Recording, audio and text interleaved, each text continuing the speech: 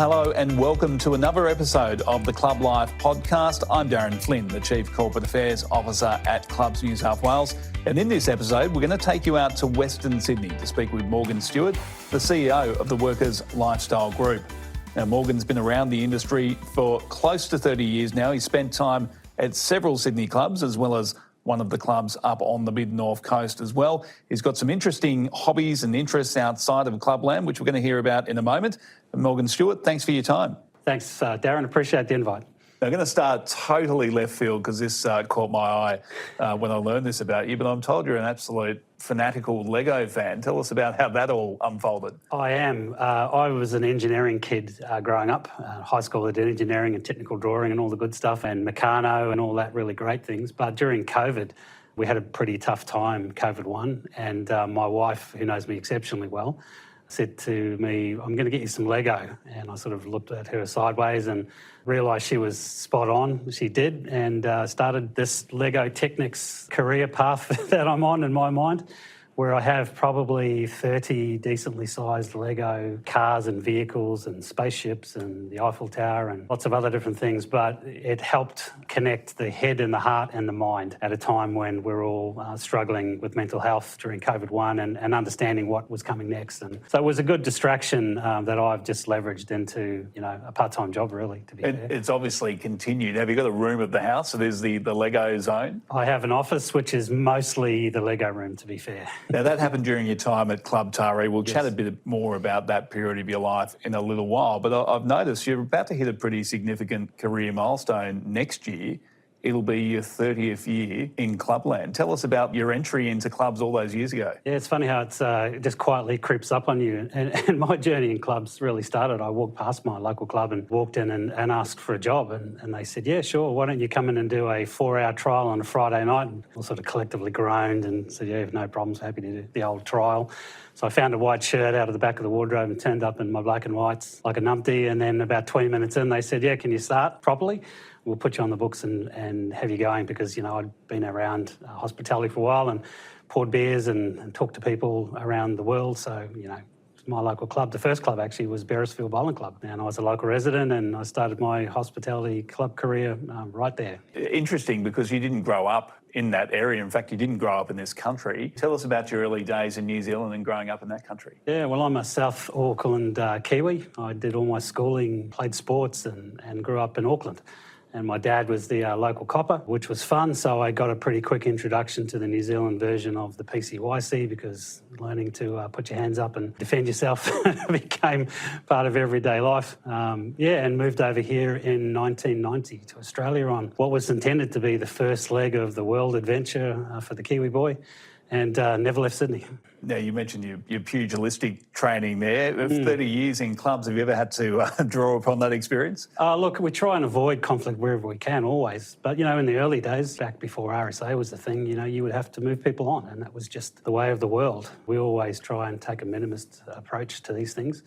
But, if you're in a position where someone is attacking you, you obviously have to do what you need to do. And clubs have had CCTV since Adam was a cowboy. So it's no problems providing evidence to what you did, and we all operate in that space. It's part of risk management. It's part of why I ended up joining the Army Reserves because, I didn't join to enrol in the catering corps. I like to do things and be active, and it was just another part of that New Zealand journey. So, yeah, it's an interesting path I've found my way through into the clubscape, I guess. Most people who come from overseas, the club industry is pretty foreign to most people who've grown up elsewhere. New Zealand does have its own club industry. It's a bit different to ours here in Australia. Can you give us any insight into what clubland's like in New Zealand and your observations of Kiwi clubs growing up? Yeah, they are quite similar to us in the sense that they have the same sort of facilities and products. Their gaming revenue's dealt with a different way through community trusts and different things, but in their hearts, they are the same as us. Much like everything Anzac, we pretty much do the same tasks and services to the community that they do there. They're about meeting places and social hubs and being social infrastructure hubs and places for people to gather and shoot the breeze and have a beer. And in the defence side of it, there's the returned servicemen's clubs. They're always an interesting place, much like our RSLs. There's more things similar to us than there are different, I think. We're going to talk in detail about two of your club roles and two clubs that you've been involved with over the years in Blacktown Workers and Club Taree in more detail. But your career's taken you to quite a few clubs, including Balmain Tigers, Petersham RSL and Doolies. Tell us a little bit about your club movements and some of the notable people you've worked with. Well, I guess for a long time I described myself as a 50-year-old Gen Z.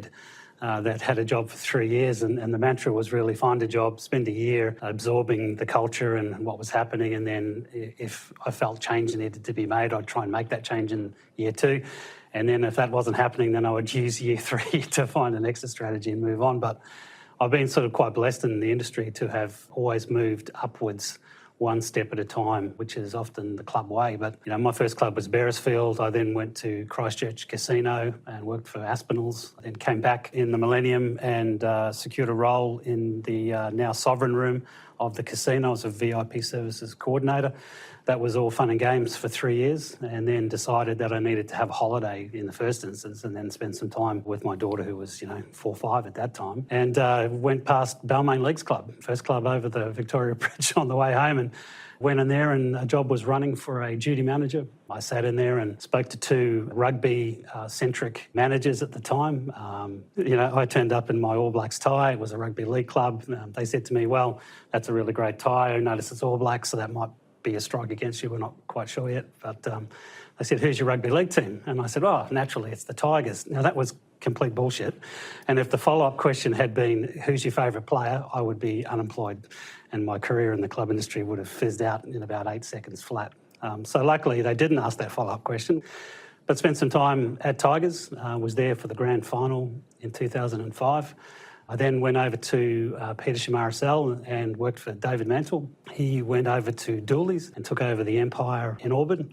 And I came across with him and left operations for the first time, took a role in HR, people and culture. So it's funny, the HR community kind of sees me as a HR person that came good and got the CEO's job, and the operations people say, well, why did you go sideways into people and culture? And the short answer is that emotional intelligence and interacting with people is at the heart of what we do. So the chance to try and influence some of those conversations around HR and rebranding into people and learning, because when we talked to the gang at Auburn and said, so what do you really want from HR, and let's see what the operational spin is, I said, well, generally, we sometimes think about HR as a bit like the police. We don't really want to talk to HR until we need to talk to HR, then we really have to talk to HR. I said, well, what makes it interactive for you? What do you think it should be about? And they said, people and learning.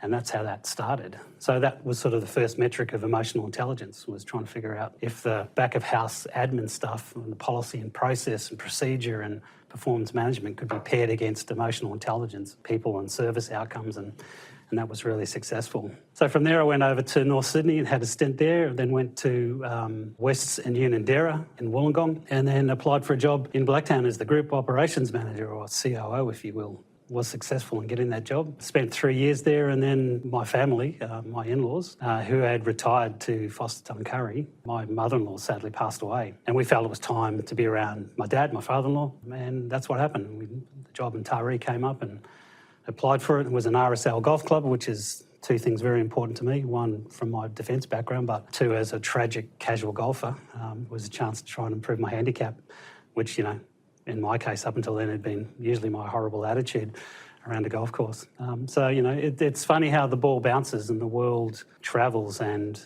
I think, managers that are open to the possibility of change, can sometimes have good careers, or they're just lucky, like, my mate Pete Sargent in Bathurst. He just found the gig that's his, and he's as happy as Larry, and we're very proud of him and the work he's doing up there, and he's just a great guy to boot.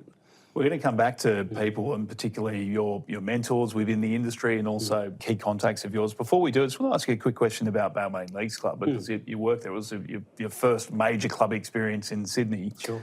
How upsetting is it for you to see what's become of that club over the course of the last decade?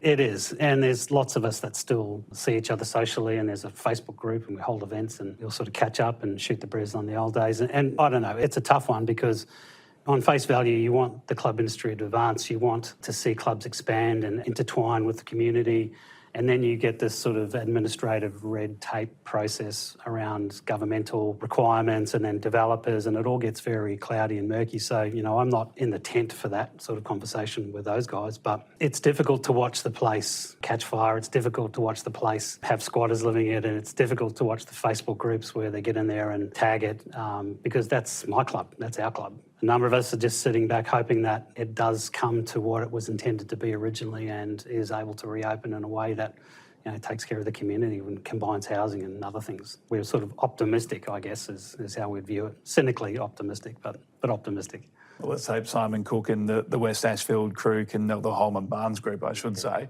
can eventually reopen that club. We'll talk a little bit more about red tape a little bit later in the chat. Through your career journey, you've worked with some giants in the industry. Who do you consider your key mentors? And who else, if you just want to call someone, shoot the breeze and bounce ideas off each other, who would you call? I guess, to be fair, the first club manager who challenged me and challenged my behaviours in a constructive way was Danny Monk.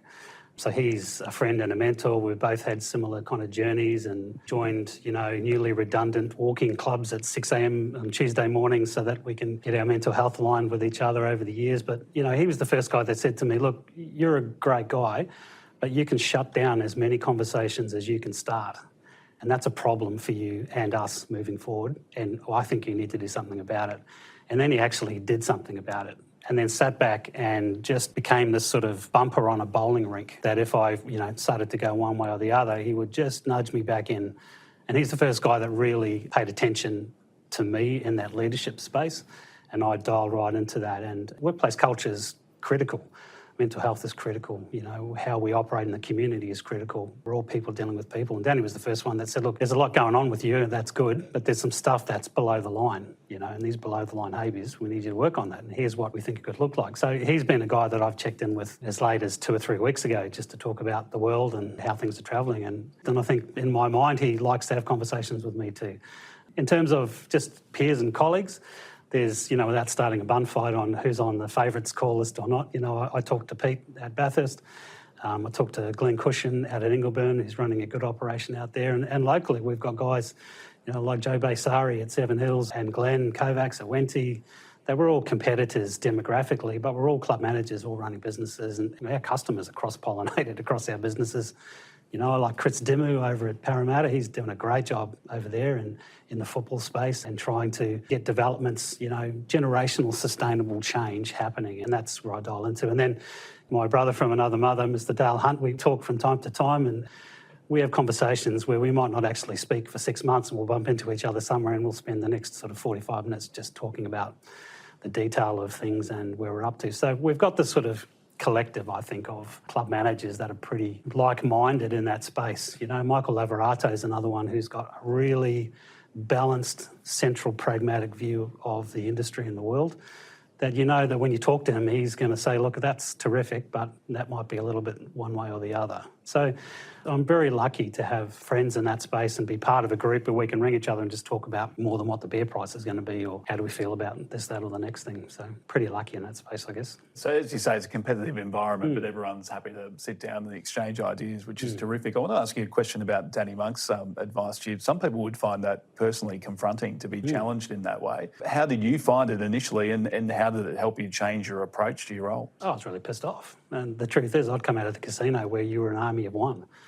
I was the one of 4 people that ran the Sovereign Room 24 hours a day, non-stop, charging the international gaming market, the players, the bits and pieces, all the stuff that goes on. And I came out of that into Clubland, and here we are talking about footy. And it's like, well, he said, you've got to stop being an army of one. You've got to be part of a revolution, not start one, essentially. He said, in your behaviours, you can do anything you want. We believe in what you're doing, and you were hired for a purpose. You've got a skill set that's unique in its own special way, but you are going to destroy the people around you because you are just like a tank on a track. You're not engaging with people and giving them the chance to be part of a journey with you. And that was hard to get my head around. I did some thinking about that. I was a bit sort of upset for a little while, but I quickly realised that he was actually right. And that was, I was 30. So to have someone give you a complete body check at 30 and go, well, you're going to make it here as long as your next check-in goes, and then you're going to be out if you can't manage yourself a bit more effectively, does give you pause for thought. And I took that as a moment. I took it on the chin and did some work and research. And here we are today, you know, the unique snowflake that is Morgan Stewart, continuing to do good work through industry. So, you know, I've never actually thanked Danny properly for it, but we've had many a conversation over the years where I've recognised that what he was talking about was spot on. And in many ways, I've become a bit of a disciple to that, having difficult conversations with people if they need to, you know, using emotional intelligence constructively, the accidental counsellor, as a lot of club managers end up being from time to time. Let's fast forward to 2016. So you're at Blacktown Workers Club at that point in time. You're the Chief Operating Officer. You're probably a good chance of becoming the next CEO. But as you've referenced, personal circumstances dictated that you had to move to the Mid-North Coast and Club Taree. Tell us about that adjustment. It's a great town, Taree, and people have said to me, how'd you go up there? Because, you know, you came out of Blacktown, it's a metropolis and lots of people. And I go, mate, it's the same customers, the same people. Taree is Blacktown by the sea. Same expectations, same needs from the community, more so there because it's a smaller club, obviously. There's, 12, 14,000 members. Town's 20,000 people, 16, 20,000 people. There's 5 clubs, 4 pubs. Like any regional town, you go to Dubbo, it's the same as, pubs and clubs everywhere. It was a break check for me, a reality check that, it's one thing to covet the chair, the CEO chair, and make your plans and talk a great game, and it's another thing to be in the chair and then actually have to deliver on propositions. So it was great, really great experience for me to understand being at the pointy end of the stick is a privilege and should not ever be taken lightly nor for granted. The club there was in good shape. It was left well. We took it and advanced it significantly, left it in great financial shape. Our relationship with the community was as strong as it ever was. And Paul Allen's continued that good work on after me. So we're really proud of what Paul's been doing up there. The club was in drought when I got there. It got so bad there that we were cutting down trees around the golf greens just so that the eucalyptus don't suck thousands of litres of water a day out of the greens. But the course was basically dirt. So that was really tough to manage the expectations of the golfing members and the board and the operational people while still try and have a key proposition of the club. The drought burst. And the grass grew again and life continued on. They went straight into bushfires in 2019, 2020. So the club was one of the first areas and organisations to stand up as an evacuation centre over that horrible bushfire season. Then we went into COVID-1. So, I swear to God, if 4 blokes on horses had written up the fairway, I would just pack my car and go. It was getting close. What next? What could possibly happen next? So the whole time, we just operated as a community entity. We advance our friends, we work with partners, Ronald McDonald House, and lots of really great people up there. Our focus on domestic family violence never flinched. It's a really great regional club, and I know it's pointed to often as a vision for what can go right when you just really put your head down and listen to people and, 2 ears, 1 mouth. I was going to ask you about your biggest successes there. I mean, you've referenced the positive financial results that you managed to oversee whilst there, but you'd have to identify the community work and the community impact that Club Taree had during your tenure as a highlight and possibly your biggest success. That club is almost the gold standard for community engagement. Look, it is. And that sort of activity is a bit like flying a helicopter. Just because I left, it doesn't mean it's going to continue on. So the fact that it has is a real tribute to Paul and his team up there and the work that they're doing. An example of that connection to community is that Paul reactivated with me the Tour de Taree, which is the ride that mirrors the Tour de France. But you do it on spin bikes, which is fantastic for the first 10 minutes, and then your backside goes to sleep, and then that's it. But the gang rides thousands of kilometres each year, myself included during my time there. But it starts in the club with 3 spin bikes or 4 spin bikes in the club. So the members that want to talk to you about whatever is on their mind at that particular time of day, you're on the spin bike, sweating away, and they come and sit in a chair in front of you and just look at you and go, hello, I'd really like to talk to you about what's going on with chicken schnitzels at the club. And we go, okay, let's talk about what's important to you. And that 2 ears, 1 mouthpiece is important in community. And I think many clubs do that exceptionally well. And regionally, Club Taree is a great example of that. But, we do a really fantastic job in Blacktown, and many other club managers do too. And I think that's our strength, is the ability to talk to people directly about what's on their mind and then try and make effective change where we can. How difficult was it to leave Club Taree? I haven't asked you if your intention was always to return to Sydney, but you had such a successful time in the role of CEO at Club Taree. How difficult was it to not turn your back, but decide to pack up and move back to Sydney for what was obviously a dream role? Look, it was tough, and to be fair, I was playing golf twice a week, so my golf handicap went down the toilet pretty quick. But the toughest part was leaving the town and the people and the staff there. Being an Auckland boy and then a Christchurch Kiwi, going to a small town I was just happy as Larry. So it was tough to do that. But what always interested me was the work, and the work in Blacktown, the opportunity to come back and start that work and pick up where others had left and continue to advance the program on scale really was a light bulb moment for me to say, well, if we were able to have this successful community relationship in Taree with the community there, imagine what we could do if we amplify that on the scale of Blacktown, and that's exactly what we've done. It's exciting, and I've been on that journey with them since 2014-15. For example, the club at Hubertus out at Luddenham, Workers Hubertus Club, we amalgamated with that in 2015, but we did the pre-work over 14 and I joined the club in 13. So going back to see what was next, to watch the airport, the Nancy Bird Walton Airport come online, and to see what our part in that future Bradfield City precinct is going to be is just super exciting. I think it's fair to say Blacktown Workers, without being in any way disrespectful, is probably one of the sleeping giants of clubland, in that you've identified the Hubertus Country Club. We'll talk about that opportunity around the new airport there, but also out at the sports club at Arndell Park. Yeah. Plans for a massive seniors living development there as well.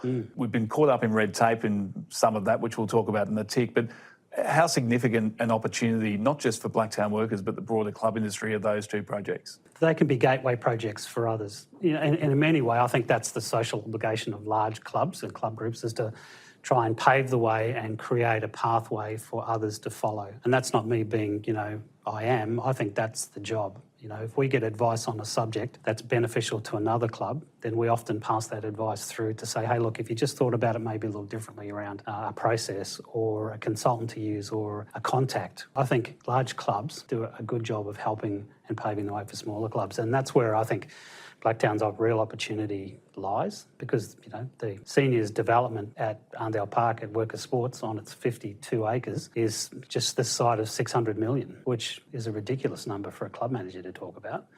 People expect us to use the F word. They don't expect us to use the M word, so it's odd to hear yourself even say that. The airport is, circa 300 million by the time we talk about clubs and hotel developments and service stations and QS restaurants and all the great stuff. And then there's what's happening in Blacktown Quarter, which is on public record, where the Walker Corporation looks to mimic Parramatta Square in Blacktown, and we are the yin and yang landholder to them. So we've got a role to play, not only in making sure we're generationally sustainable, but to try and navigate and provide a template for others to get through the metres and metres and metres of red tape process, planning panels, consultancies, micro-bat glider consultants, and everything else that goes along with scale developments. So that's an interesting time to be a club manager, to be part of that process, to try and figure out what next, and can we work through the legislative stuff productively, because we're being challenged on our traditional revenue streams. That's fair play. However, to genuinely diversify, not just talk a great game and have it in a strategic plan that we dust off once a year, the rubber's got to hit the road. And I think at the large club space can help the smaller clubs navigate that in reality. And that's the exciting part for us, and certainly me, as to how can we maybe be a gateway for everybody else to follow through behind us. You've talked about the red tape, and that must be incredibly frustrating for the club, and particularly for the board who've been there throughout this entire process. When you're trying to do the right thing and diversify revenue streams away from an over-reliance on gaming, it'd be great to do it without such lengthy delays. How frustrating has it been to go through that process? It's the bane of our existence in many ways. And we understand the need to tick boxes, and everything has to be structured correctly and risk mitigated, and corporate governance is key.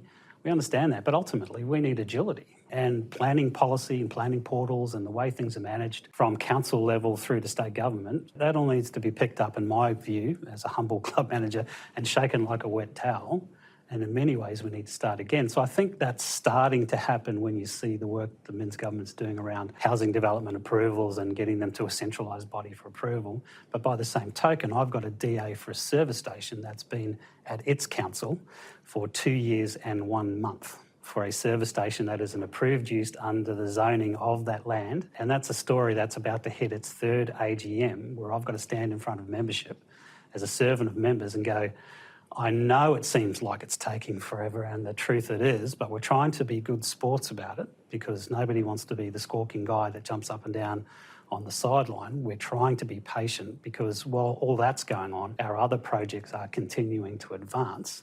But in many ways, that red tape piece is very difficult to manage. And ultimately, our directors are elected members of the club. Our members of the club want to know what's going on.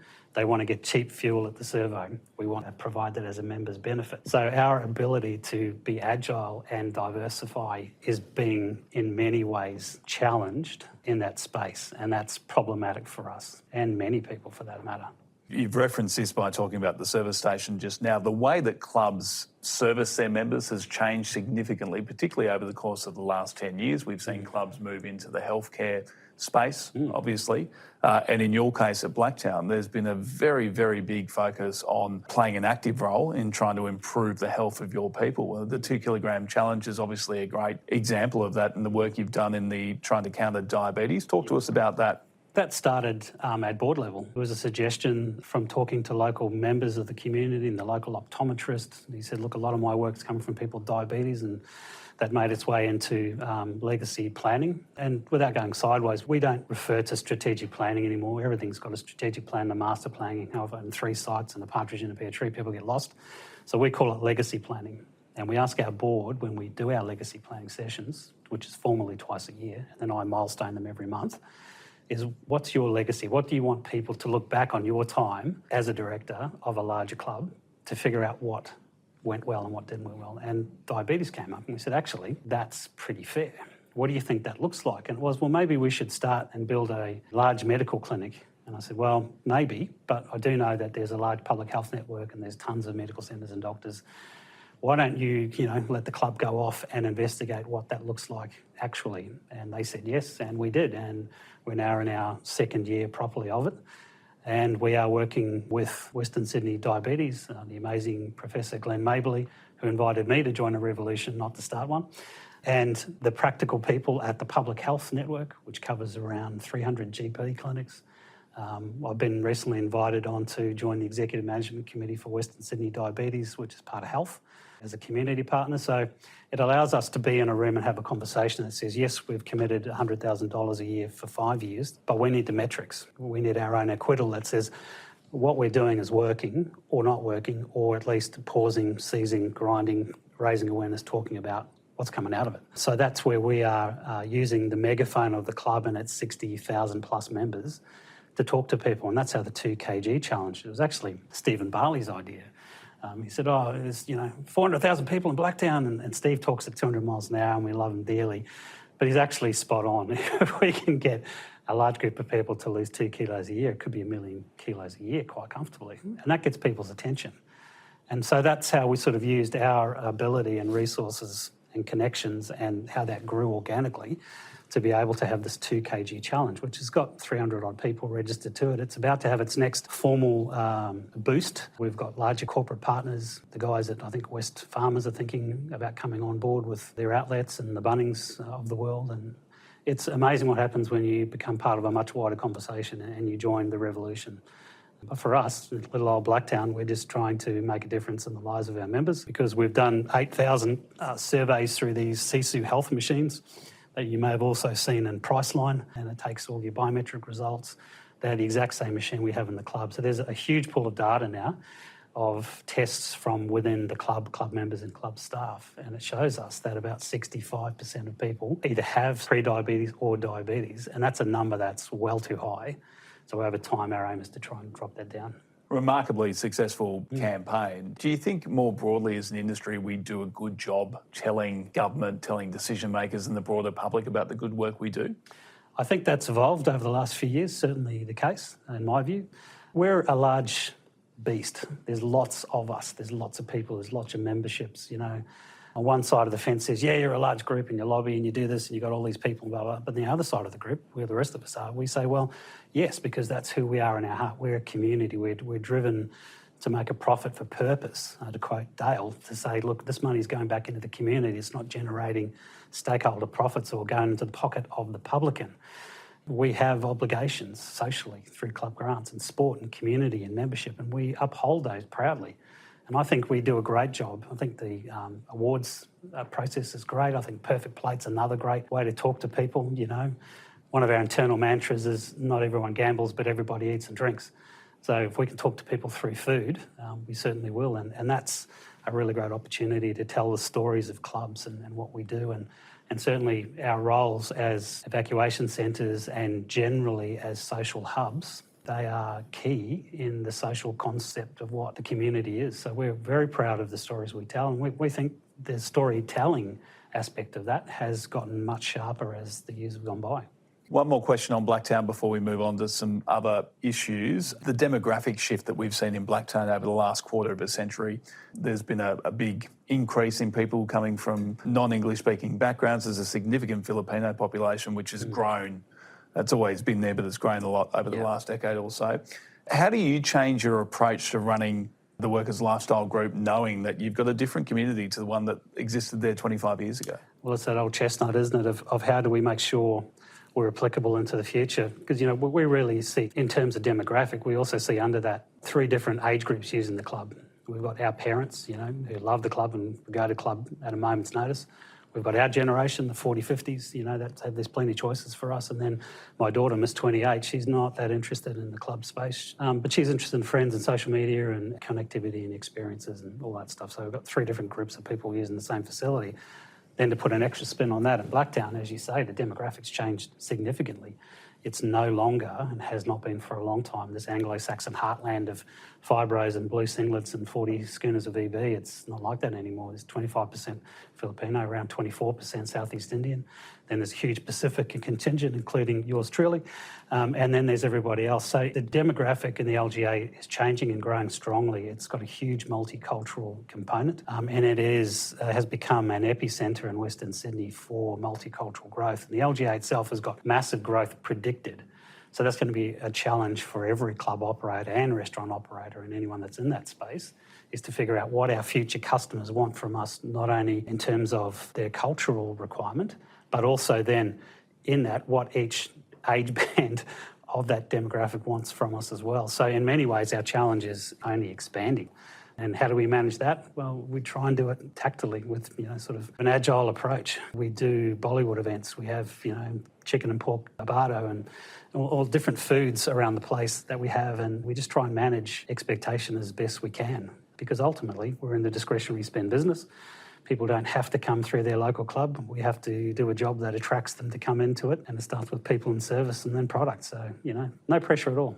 Let's talk about you away from the club, your family. You've referenced your wife and daughter. Tell us a little bit about them. I met my wife, Annette, in the club industry. She actually is a gaming girl and worked for Amy Watts, then Conroy, for Danny in gaming. And when I started at the club, I got the job as the duty manager. So I had the joy of not only dating her over time, but also being her frontline boss. So we pretty quickly figured out that she was mostly right. And life went on quite happily ever after. And here we are 20 years later, you know, all jokes aside.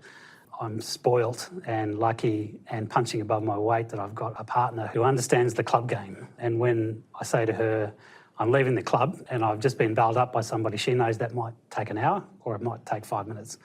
So I'm very lucky and spoiled in that space. But she's a fitness lady. She is a PT and trains the over 50s brigade, the mature movers, they call them. You know, the bend and stretch brigade, God love them. And yeah, a daughter, she's 28, works for a national company in Melbourne, just loves Melbourne. She had always expressed her love for Melbourne and then promptly got herself in a position to get a promotion with this outfit and then took up a role in Melbourne. And her mother and I were very, very pleased for her career advancement, but behind the scenes we're kind of like, well, yeah, we're going to have to figure out ways to get to Melbourne a bit more often because she used to come over for dinner every week. So there's that balance of life going on and life continuing. So yeah, we're in a good place though. We're happy, we're enjoying life, and good things are happening around us. We talked about your love of Lego earlier, but you've also got a passion for golf, which you've alluded to. Tell us a bit about that. I played twice a week in Taree, which was the first ever golf membership I ever had. I'd played before socially and coveted the role on the PGA and all the rest of it, in my mind at least. But I got the chance to play golf quite seriously. If there was some downtime and we needed to have a conversation, we would have Wednesday afternoon chip and putt amongst the management team and different things. So it helped cement my love of golf. And Annette's a pretty keen golfer too. So I'm lucky again, I guess, that once we retire in the year 2185, that we'll be able to play golf together at some point and enjoy life, because I just like being outdoors. I think it comes from my childhood in Auckland and the beach culture and the parks and sport, and then through to defence and being outdoors. And we have a CEO sleep out we do in Blacktown that mirrors the Vinnies one. And people say to me, "Oh, how are you going to go sleeping outside?" And I say to them, "Look, I actually quite like sleeping outside. It's no problem. We'll figure that out." But, it's that outdoor space and that connection with country and air and dirt and being around and feeling the sun on your face. It's good. So, golf's the latest channel for that. Tell us a bit more about your time in defence. You've talked about that both in New Zealand and Australia. What prompted you to do it and what do you get out of it? Well, my father was in the cops in South Auckland, and I was expected, honestly, to join the family business, which, wouldn't be a bad way to make a living. I decided to do something differently. I wanted to join the Army. Went about talking about doing so, and I thought about joining Signals, and then I thought about joining the Engineers. Shout out to Wally Robinson at Cabravale. The sappers lead the way and they do all the good stuff. They blow stuff up and they have boats and they build bridges, so it's pretty exciting than marching around in a square all day. But that wasn't to be. I ended up getting a job in a bank, and that was that, because that was a proper job to have back then. So anyway, I ended up joining the New Zealand Territorial Army. Joined infantry, then went into Signals and did that for a couple of years, and then left to come over here on the first leg of the world adventure. Never really sort of took it any further, but when I went to Taree, I realised that I'd put on my application that I was ex-defence from way back when and also a golfer. So, maybe that was a good reason to look at me a little differently to the next bloke who came along, and it turned out that was right. The downside of that was that I joined the RSL, which is not the downside. The downside is they suggested to me that I go and have a cup of tea with the officer commanding of the Army Cadet Unit in Taree, which on our side of the fence means we want you to go and join the Army Cadets. And that's exactly what happened. So the sub-branch was kind of right there. But I joined Cadets. I had to eventually join Australian Defence, so my second military organisation, I guess. And at the same time, I applied to become a citizen because it was just easier for things if you were a citizen. And all this time I'd raised a child, bought houses, had jobs, paid taxes, done all the things that you do. But it turns out my wife just got sick of me bitching about the elections and said, "Look, vote or shut up." So I ended up becoming a citizen at the same time, and then no surprise, the red tape of it all said I was able to successfully join Australian Defence Force quicker than I became a citizen. So my citizenship came through during COVID-1, and we did that via Zoom, which was, the way back then. But I spent 5 years with cadets and enjoyed every minute of it, and the ability to talk to young people about the world and the benefits of being part of the green machine were great. When I came down to Blacktown, I officially became an orphan because I was between cadet units, and I was lucky enough to snag a role just down the road with 202 Army Cadets in Blacktown, which on a side note is the largest public cadet unit in Australia, because traditionally the largest units are the private schools. They force everyone to go through cadets for a few years, which is awesome. But Blacktown has 250 to 300 cadets and a waiting list of about 150. So it is a meaningful thing to be part of and to help people see the idea of service and being part of something larger. And you can identify as whatever you like, but you go into defence, you're green or blue, depending which branch you go into. It's a great equaliser for people, and I think it instills the sense of community and service into people nice and early, and I think that's a really great thing. A few questions to finish off. We ask everyone this. What's your favourite movie? I like to start a bit of a bun fight every Christmas by insisting that Die Hard is the only Christmas movie one should ever watch, and that it just kicks off proper. And they know it's coming, and I know it's coming, and we all put our emotional intelligence on pause and we get right into it, because Die Hard obviously is a Christmas movie. There's no two ways about it. But if I had to choose a movie that if it came on and was the last 5 minutes or the first 5 minutes I would watch it, it's Heat. With Robert De Niro and Al Pacino and Val Kilmer and just a cast of really great actors. And I tend to watch things that are action focused or science fiction focused. I watch less horror than I used to, mostly because my wife doesn't like horror, so we don't watch horror. You know what I mean? Wink, wink. So I tend to do that. What about binging TV shows? Are there any shows that you particularly enjoy watching? I'm a big fan of Utopia, and that goes to that sort of love-hate relationship with red tape. I spoke to someone fairly strong in the industry and who'd been unwell and was recovering and watching Utopia, and I said to him, "What do you think?" And he says, "It's not satire, Morgan." So it's a funny show. But other than that, I've binged many shows.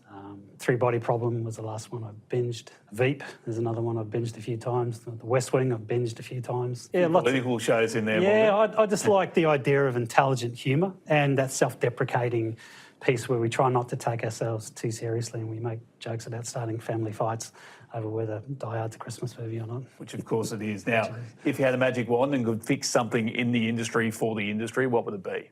Planning policy and red tape around diversification and uses of land. There you go, I've said it. It's out there now. Pretty straightforward there. And one to close, Morgan, why do you think registered clubs will still be around in 100 years' time? Because we fill a need in the community that very few other people do. We are who we are and we're proudly doing so. We've got structure, we've got history, we've got connection, we've got membership, we've got things that are important to people. And these services and these places, these structures, it's not a house, it's a home when there's people in it. That's how people feel about their club. And that's where we excel, because people don't generally feel a lot like that about other places, but they are very passionate about their club. They'll tell you at every AGM, it's my club, and I go, 100% correct. Morgan, thank you. It's been an absolute pleasure chatting to you. It's been an eventful 29-year career so far. Here's to many more years to come, and thanks very much for giving us some time today. Thanks, mate. A real pleasure to be here, and thank you for listening to The World According to Morgan on this Friday, at least anyway. Thanks, mate. Morgan Stewart there, the CEO of the Workers Lifestyle Group. Well, thanks for listening to this episode of the Club Life podcast. We'll be back again in a fortnight. If you're a new listener, our back catalogue of episodes is available on clublife.com.au, on Apple, Spotify, or wherever else you consume your podcasts. Search for Club Life Podcast to find us and subscribe so you never miss a new episode. If you have a suggestion on who might make an interesting guest, get in touch with the team by emailing clublife@clubsnewsouthwales.com.au. Thanks for listening and bye for now.